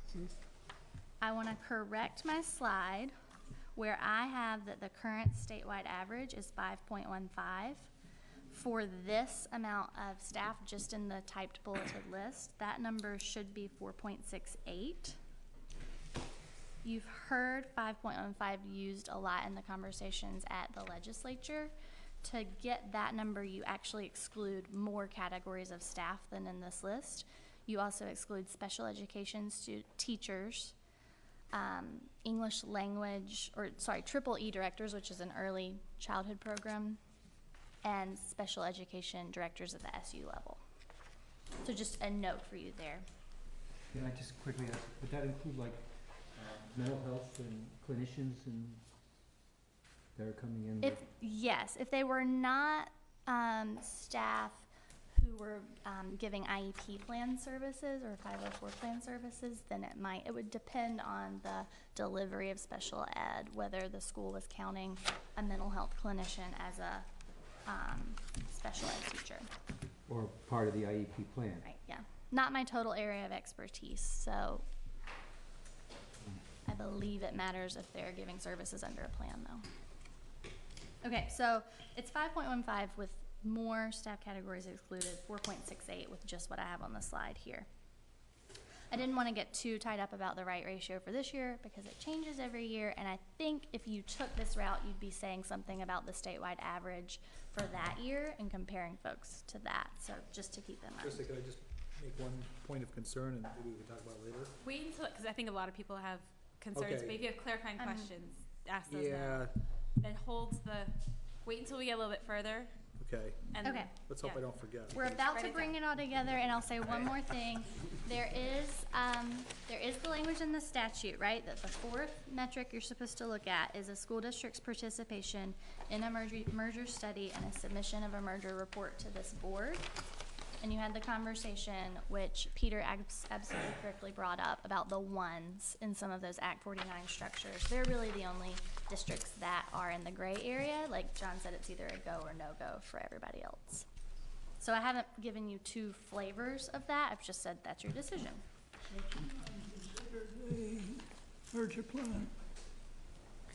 No, not by my reading of the statute, because there's, it's not a merger. Where's my statute? I've been interpreting the fourth criteria, submission of merger report to the state board, is the sort of 706 section merger reports, because those are the ones that come to this board for approval. So, okay, now we can go to the next page, which is this chart that I call the menu of options, which is two approaches that we've talked about conceptually to the metrics, with two variations on each. So if we just march across, your A options are the snapshot one. Yeah, your A options are based on snapshot data for the most part. Your B options are more straight up test scores, ratios that are calculated by hand at the agency. And then in the last row, the only difference between A1 and A2 is whether across all four metrics you say these are all mandatory in order to receive the grant, or whether you say 3 out of the 4 metrics is enough for grant eligibility. Could you talk to, because we talked about it, but the 3 out of 4, what's the rationale with 3 out of 4? So this is a little esoteric from a lawyer point of view, but if you'll bear with me, I've really been struggling about how to advise you on the word consideration in the statute, right? The legislature gave 4 criteria and said that receipt of the grant, not geographic isolation, but everybody else, receipt of the grant will be based on consideration of 4 items in a list. And the question is, if the statute gives you 4 items to consider, are they all equal? Do some matter more than others? Do you have the authority to say some matter more than others? And do you have to require all of them? And I think there's, you could say we're gonna require all of them, and I think you could say we'll require only any 3 out of 4, because that prevents you from making your own determination about which is more important among the 4, and it gives, honestly, a little cushion to any given district in any one year. And especially, I know one of the big, I'll just call it out, it's one of the big political questions that Bill has brought up about what if you didn't, what if you were a district that didn't submit a merger report to the state board? Are you out of contention for all time under this statute? If you say 4 out of 4 are required, you just have to know that some districts, by virtue of their Act 46 activity, would not be eligible for a small schools grant in any year ever, until the statute changes. So if you're uncomfortable with that, which no one would blame you for having questions about that, I'd say the 3 out of 4 approach gives you a little cushion. And if you were a district that, say, did complete a merger report, maybe one year if you slip up on one of the other metrics, you have a little cushion. Whereas if you're a district that didn't, then meeting the other 3 criteria is really important for you in each year. Comparing schools with different criteria, right? Say it again, Bill. This one had 3 and this one had 4, and we're comparing them. We're comparing, I guess, different criteria, correct? No, you'd be using the same criteria for everyone. No, I'm talking now about how many boxes they would have to check, essentially. So out of this, boxes. like if as we're looking down, because as the law says, consider the 4 things. If we consider if they have 3 checks, if we choose option B here, that would mean as if they have 3 of those checks, then it's a go. If they have 4 of the checks, they get. Right, under it doesn't matter if they have 3 or 4. And B2, 3 out of 4 would be enough. Yeah. I'm hung up on this word consideration. I mean, doesn't that give us latitude to do what we want? Mm-hmm. And that's what we're seeing. Well, not if you say you gotta take 3 out of 4. No, that's our consideration Well, I if hope we so. say 3 out of 4. But I have a question. Do we have to consider all 4 of these areas equally weighted? Or can we say we're gonna give submission of merger report a 40% rating, and rather than saying 3 out of 4 required down low, we say you need to get over 70%? So for example, so if somebody in the A2 column did not submit a merger report, and the submission of merger report is 40%, and they got the top 3 right, but they didn't submit a merger report, they only get 60%, they wouldn't qualify. Even though somebody who did submit a merger report and scored below or equal to or better below that amount, they would qualify. I'll tell you, I don't see where in the statute the legislature told you which one of these 4 metrics was any more important than the other. And moreover, consider it, we can consider different weights. Mm-hmm. Yeah, and moreover, you know, the statute reads that we shall consider the academic excellence and operational efficiency, and then we will consider, and of the 4 consider things to consider, one of them has nothing to do with operational efficiency. There's simply no determinative evidence that engaging in a merger study creates or does not create operational efficiency. It's sort of like combining apples, and zebras. And 1 and 2 and 3 relate clearly to academic excellence and operational efficiency, very clearly. But when we're asked to consider, that does not mean that we can't consider other things. I mean, it doesn't say consider only or based, or it doesn't even say based upon. It chooses the word consider, which is a different kind of word. And so if we wish to, it would seem that we were free. I'm not advocating this, but I think we are free to consider other measures that we think are important. It does say shall be based upon consideration of. Consideration. 1, 2, 3, 4. But it doesn't say shall be based upon. There's a difference between being based upon and being based upon consideration of. I agree. Yeah. It's a very different phrasing. Hold on, wait. It does say shall be based upon consideration of. Consideration of. And then we've considered 4 it, points. and I mean, I might be agreeing with Mark or not agreeing with Mark. I'm not sure yet. I'm not sure either. Yeah, I'm not either. But I mean, looking at this, actually, I think submission of a merger report is, to me, shows a level of engagement in it. So I would say submission of a merger report and 2 of the 3. Those being academic measurements, equity, and ratios. So I guess this is a conversation that, I was thinking, or I have them, but, so we make these metrics, and they stand there for the next 10 years. So that's where these things are stagnant. It's not every year we're considering. We are just creating metrics. It's not like every year we get this information, we sit around as a board and go, yes, no, yes, no. We are tasked with creating the metrics, which will then be used by the agency to say the yes or no. So, and you could be eligible one year and not the next. Right. Yeah, it's a yearly application. Thanks. It's a yearly application, but it's not a yearly review by the state board considering the information. So we are solely making the metrics, which will then be used for the yes or no. So that's where I think it's a little bit different too. Like we need to come up with something that is not based, needs us looking at it every year. Yeah, I mean, to me, the study report, we've seen a lot of study reports. I mean, some were stronger than others.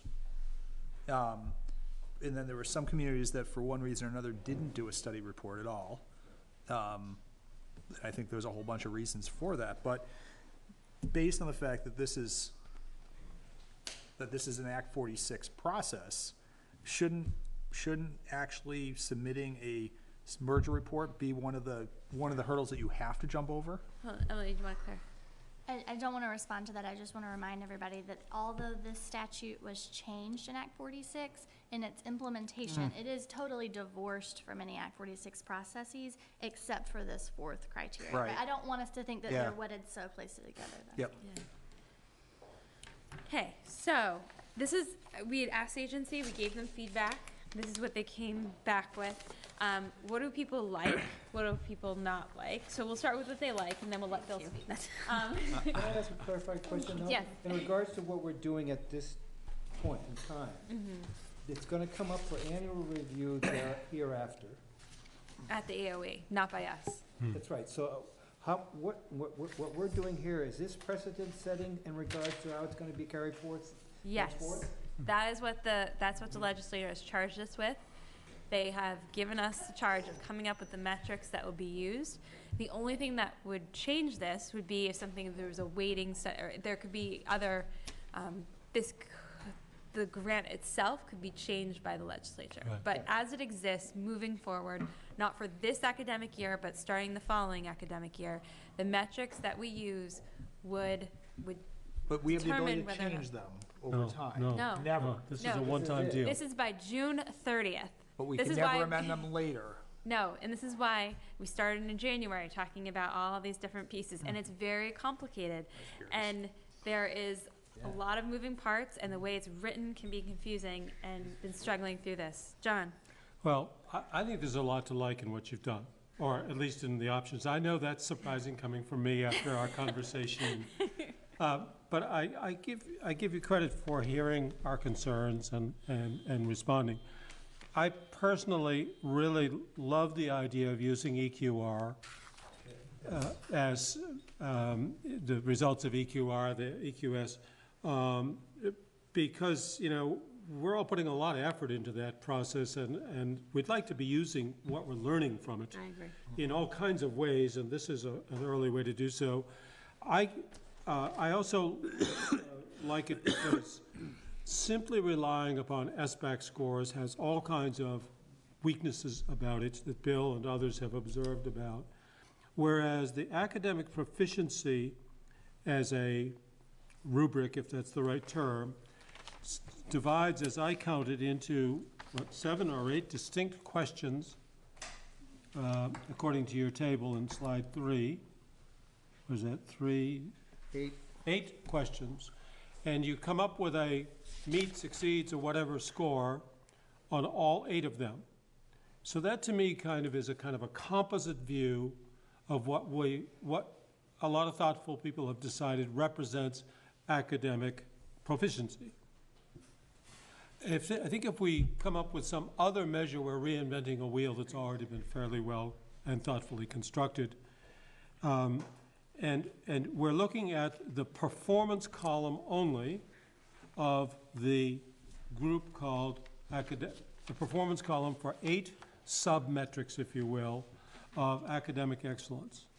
And then for the second measure, you're proposing that we would use the equity column only for those 8 sub-metrics.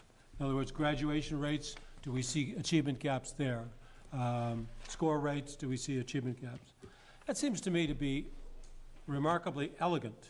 And it seems to me that it's sort of like building a balanced stock portfolio. You know, you don't just invest in AT&T and watch the communications industry go down the chute.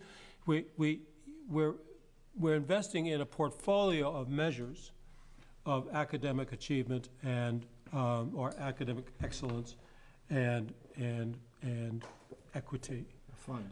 So I like that. I would just like to suggest that when it comes to the high quality staffing, just an observation, I don't think personally that we have a clue as to what we mean by what is the return on investment for the dollars spent on education.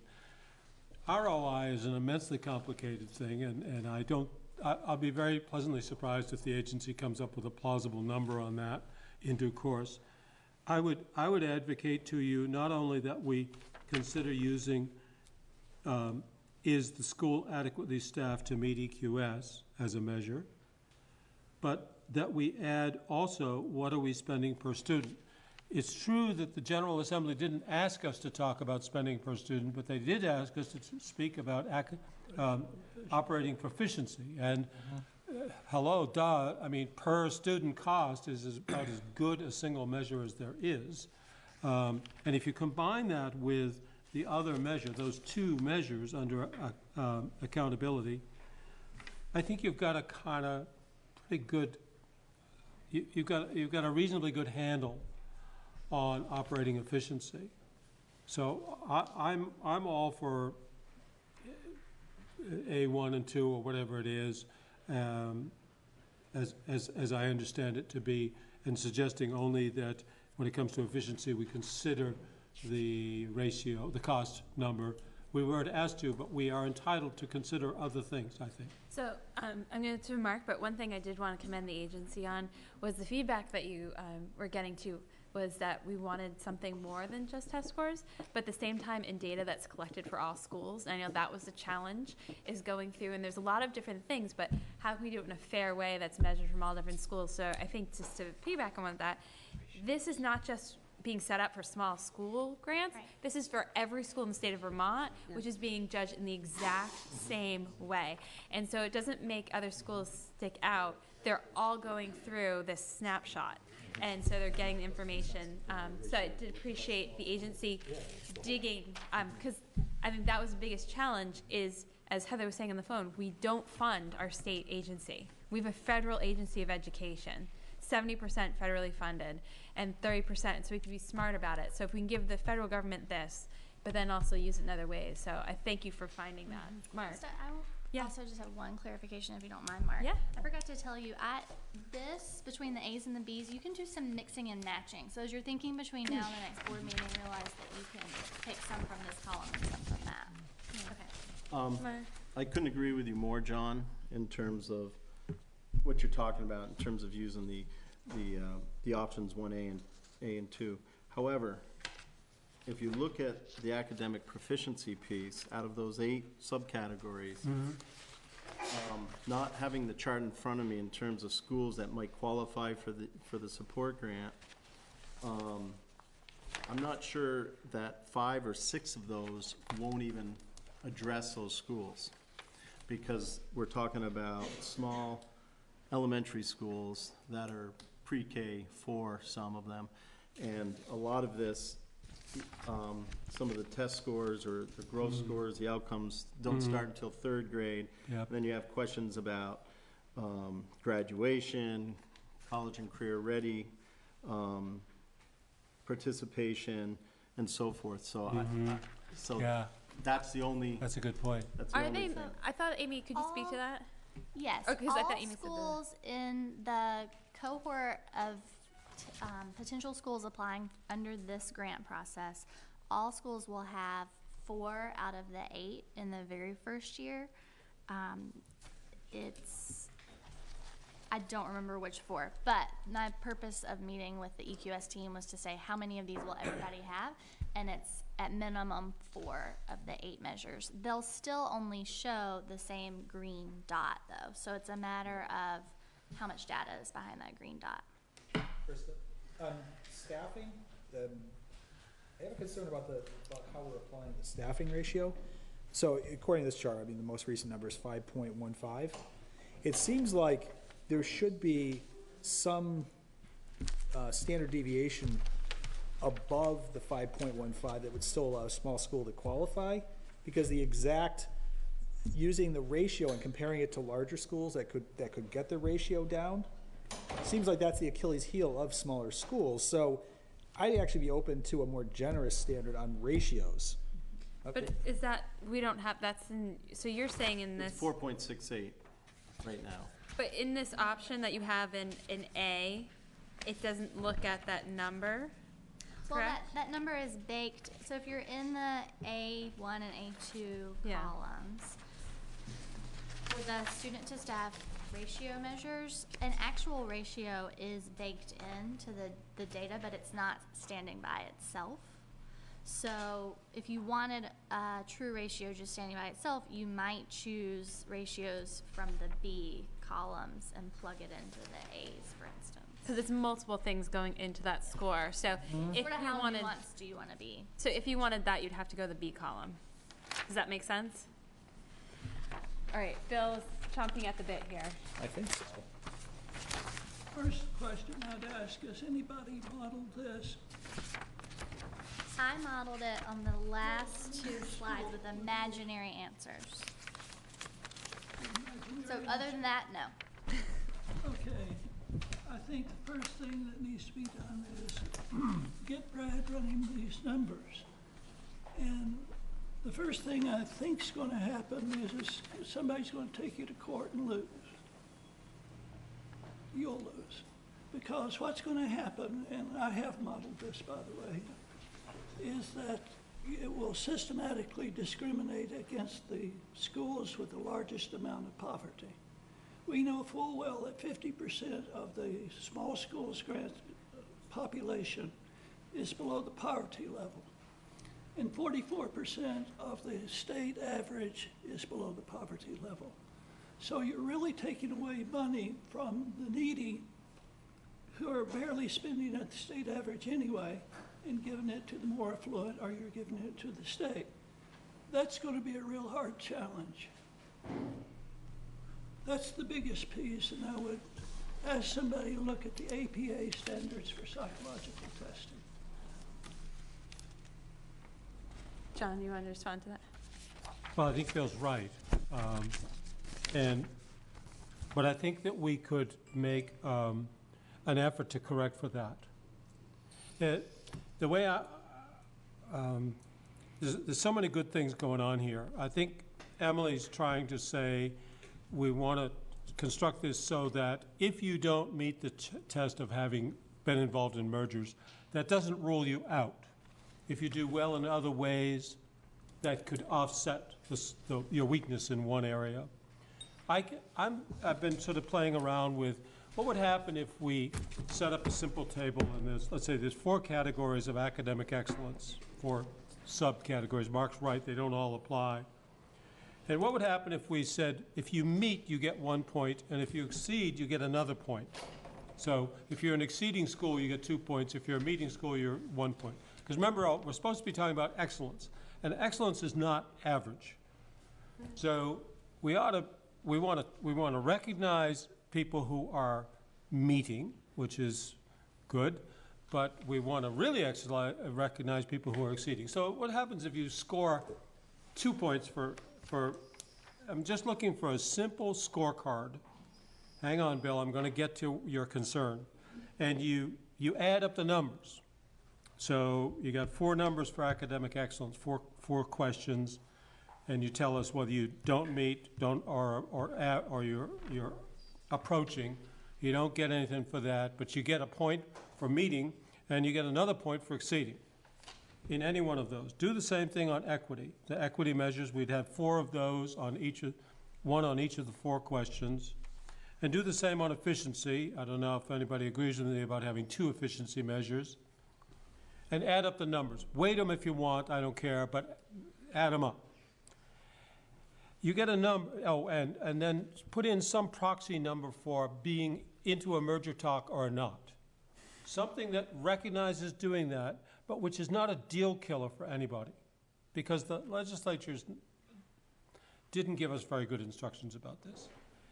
And so now you've taken into account the 4 things, and to Bill's point, I'm not a statistician, barely can do math, but I think you could come up with a number that represents the extent to which any given school in this group has a density of FRL students, that is a greater poverty rate, that exceeds the state average.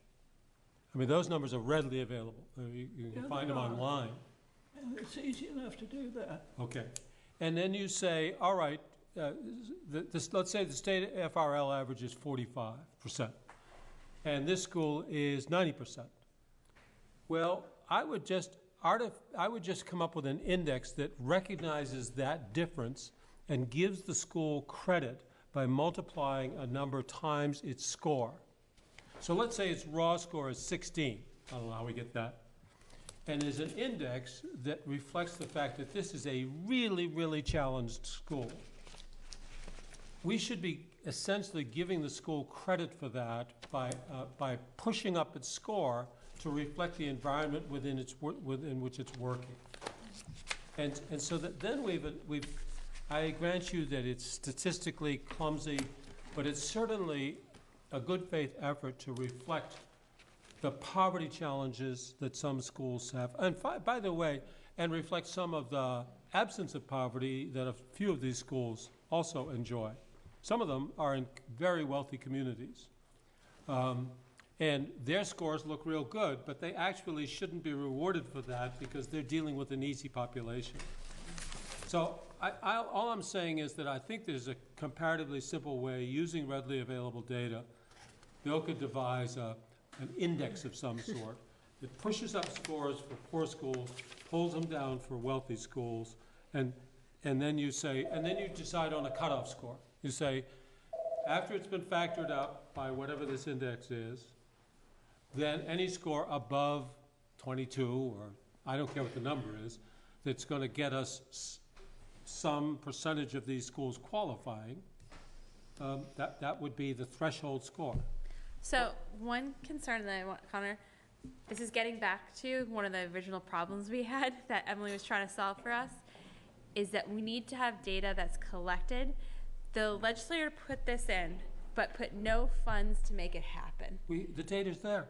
Oh, I know, but if you're talking about different formulas and dating, so that was one of the concerns we brought to Emily to begin with to come back with us. So I just want to make sure there. But Connor, I disagree with John. And did you say disagree or agree? Okay. I thought give me that tie back. Connor moved his chair back when he said that. I agree.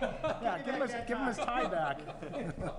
Agree with them in that I think simply looking at the score is more a proxy of looking at the level of poverty rather than the performance of a school. I think Bill had a report in here that talked about like 70% of the variance in a score on these can be attributed to variances in poverty.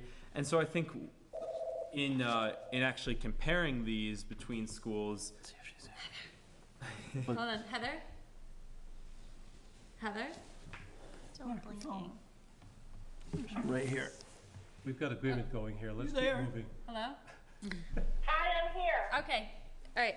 In comparing these between schools, we should try to control or account for the different poverty levels. I don't think it even needs to be that complicated a formula. I think it could be simply looking at proportions of poverty within schools, and rather than comparing a 90% free and reduced lunch school to a 45% one, you compare like to like and see what statewide averages are for different things, and then not even discrediting schools that are high achieving but have low free and reduced lunch, but rather just looking at where they are in regard to other schools of that same level. And it doesn't need to be that complicated. It can simply be looking at just controlling for poverty levels and trying to get right, and that not complicated. Yeah. Isn't what John's suggesting is for us to create our own weighting system?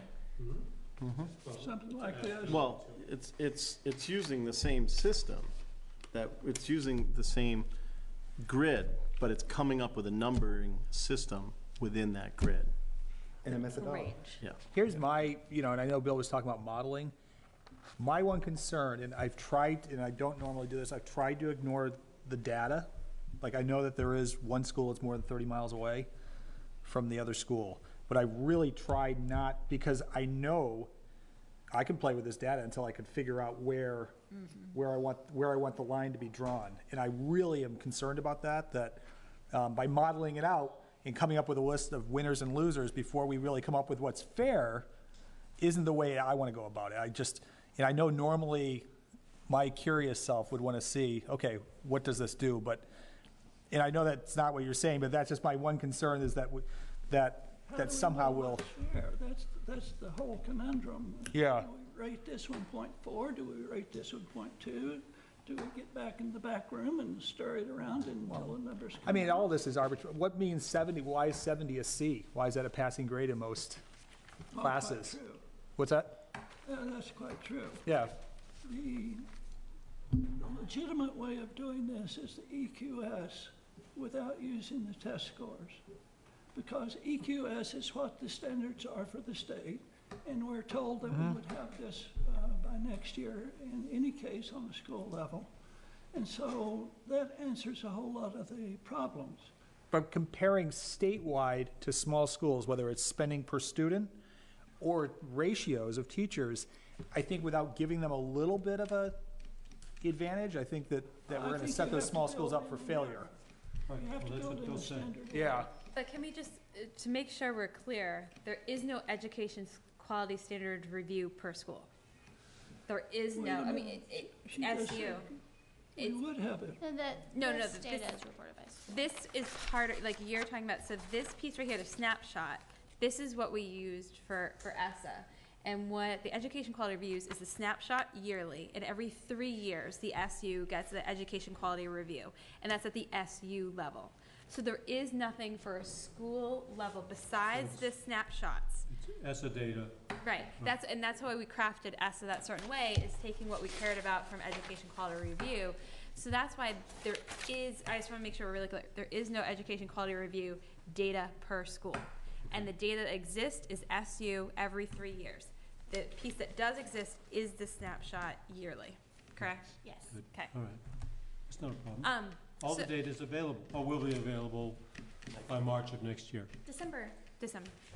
So my question for you is, we're running a little behind. Where do we want to go with this? So we have our next meeting is June 8th.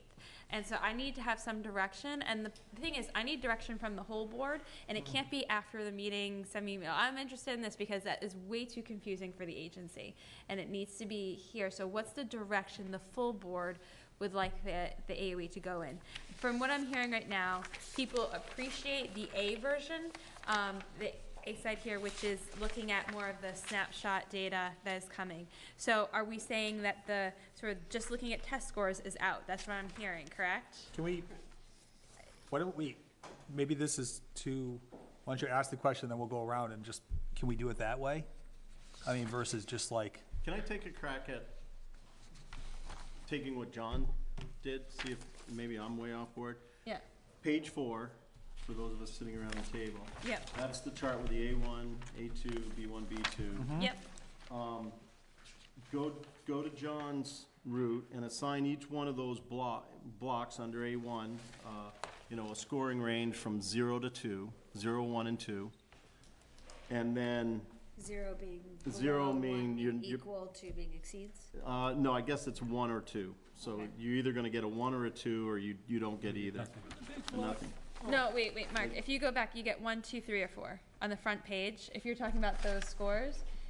No, I'm saying a new scoring system. New scoring system. So okay. you're gonna go to this page 4. So each one of those blocks gets a 1 or a 2. Yeah. Okay, based on the ESSA score snapshot. Right. Okay. Yeah. And then when you get down to the merger report, we probably have to talk about this. That we feel you're either going to get a 1 or a 0, or get a 1, and then at a fifth row, which is that equalizer, the poverty number, okay, the equity number, whatever you want to call it, and then we come up with some kind of score, not 4 of 4 or 3 of 4, but it would be a maximum of 2, 4, 6, 7, 8, and it would be 2 because you either were involved in some kind of merger discussion or you weren't. I liked your idea. So you got 2 points, 2 points, right? Either 2, 1 or 2 points. 2, and 1, and then 1, and then you've got some kind of equalizer ratio. What if your poverty level or your free and reduced lunch is above the state average? You get a point.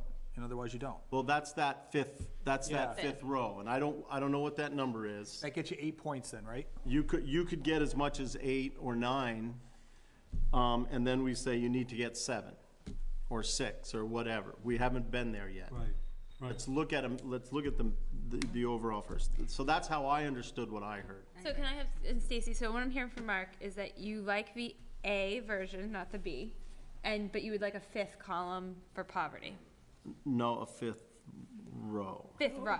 So, yeah, underneath. So a fifth row. Stacey, what are your thoughts? I really like what I'm hearing. I'm surprised actually where we're at, because we all started, and maybe Kristen, that's the way you started with. Let's start with what you like, because I think we all spent a lot of time talking about why these things don't work, and I think basically the reason it doesn't work is we don't have enough money to fund all the schools we want to fund. Like, that's the inherent problem. So we have this situation. So I feel really positively, at least, that we're all saying, here's what we could live with. This is what could, given the task we were given. Makes sense to me. Connor, what about you? I agree. I think the A option is best. And I think there needs to be some correction for poverty levels. And whether that's would be done through adding another row, or simply another way that could just be easier is, instead of adding another row, just when you're looking at the academic measures, right there and then control for poverty, and say you're not, when you're looking for meeting the standard for a school, that's respective to where they're at. And so instead of like complicating it by adding another one, it might be easier simply within the academic measure to say you're meeting the standard if relative to other schools that are at a certain poverty level, or however we decide to do it, then you're meeting the standard for that level of poverty or where you should be at. Just an idea. Callahan, what do you think? I like A best, and I think with Marcy did adding that fifth row, that's a really good idea, because like Connor was saying, you can't compare a school with 90% of students on free and reduced lunch to a 45% school. You have to have, and that way you have a distinct different, you can see the difference, then even with having more poverty, they can still become equal in the end. Okay, Peter, what do you think? Well, I like the direction we're going. We're taking over this whole process and doing it on our own. And I just want to make sure all the moving parts make sense and that we really know what we're doing. But we'll see. I mean, I just want to make sure that it is fair, and in regards to these, as Bill and I talked about, these rural schools that are very, very vulnerable right now, and I'd like to see how it all plays out. John? But from an optics standpoint, I like the direction. I think I would say keep the top 7 points, and then say after that, if you are in a impoverished school district, somehow we define that free and reduced lunch or poverty levels or something like that, then you get an extra point. Because I just think it's a little bit outside the legislation that we're working on. So I kind of like the idea of having the 7 points up top and then saying down below you get an extra point, and then saying if you get, I just threw out the number 6 out of 8, that means that if you were in a district that had a lower than the state average poverty rate and you didn't participate in a merger study, you'd have to knock all the other ones out of the park, because you'd only have 6 points left. So you'd have to get full scores on all the other 3 remaining ones. Now, if you had a district that participated in a merger study and had a poverty rate higher than the state average, or however we're going to define it, you have 2 points there. So that means you need to have 2 points on one of the other categories, right? Am I doing that right? You got 2 plus another 2 plus 2. I'm just mindful, we are pushing. We have some people that have come 2 hours from here that are waiting. I just want, so like you're so I like it. I think it works, and I'm just trying to work it through in my head. And you're trying to work through the poverty and how to fix that. I mean, that's what I'm hearing from everybody is they're liking A, but there needs to be something for addressing schools that have a high percentage of students in poverty. That gives them a little bump. Or also schools that are, I think, going to maybe what John was saying, if they're high, like there should be some accountability too, that if you have great demographics, there should be some accountability. Is there anything you wanted to add? Just one other thing. Yeah. It also gives a little, I mean, I know there were some reasons that some districts didn't participate in studies and didn't submit them to us, so it still opens, keeps the door open for them, but they lose a point if they didn't. Okay. Right. Just quickly, is there any way we can process this before our next meeting so that we're better primed to make a decision?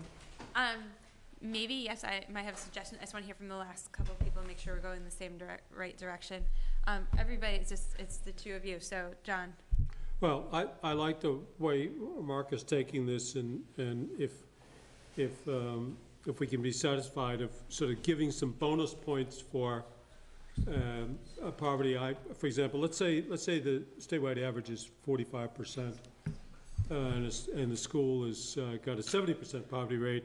I'd certainly like to see them get a point. If they've got a 95% poverty rate, we'd have to look at the range. I just assume they get 2 points. I'd like to differentiate between a lot of poverty and a ton of poverty.